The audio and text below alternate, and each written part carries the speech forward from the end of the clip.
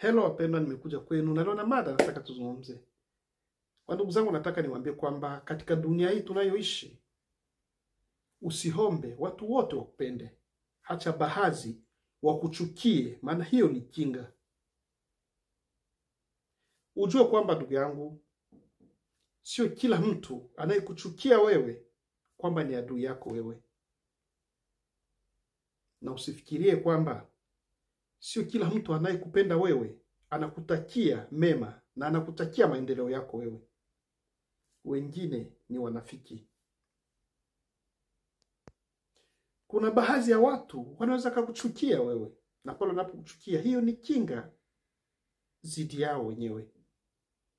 Maana hapo unapata muda wewe wa kuwa mbali kidogo na wenyewe, na huo ni mpango wa Mungu. Maana hataki watu hao waweze kuingia katika maisha yako wewe, na akiwaruhusu waweze kuleta chuki, sumu na mambo mabaya sana. Lakini wakikaa mbali na wewe, utawaelewa hao watu na utawasoma kwa mbali na sio karibu na wewe. Hivi uliwahi kujiuliza kwa nini watu wengine wanafikia kukuchukia wewe bila sababu yoyote? Lakini ujue kwamba ndugu yangu, pale wanapofikia kukuchukia wewe, unapata muda wa kuwaelewa na unapata muda wa wewe kutengeneza njia zako mbali na wenyewe. Yaweza kuwa kwenye maisha ya kawaida, kwenye biashara na hata mambo mengine unayoplani. Maana kuna watu wengine wanaweza kukusogelea unapowaambia mambo yako wakayapinga, ukifikiria labda wanataka kukusaidia, lakini ndio wanataka kabisa wewe uweze kukata tamaa ya kile unachopenda kufanya.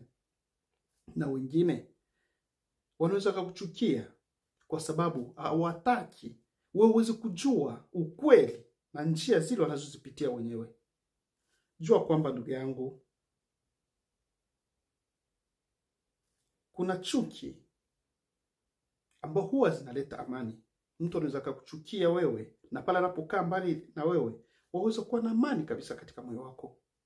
Lakini kuna upendo mwingine ambao unaleta maumivu katika maisha yako. Mtu anaweza kuwa kwenye midomo yake anakuambia kwamba anakupenda, lakini ni mnafiki kabisa, na hiyo inaleta maumivu sana katika moyo wa mtu. Naweza nikakwambia siku ya leo kwamba ndugu yangu, chagua amani hata kama inapendwa na watu wachache. Na kama unaamini haya ndugu yangu, weka like yako hapo, na ugawe mawazo haya wala mashauri haya na watu wengine, na uandike comment hapo. Asante sana, na Mungu atenda kutubariki.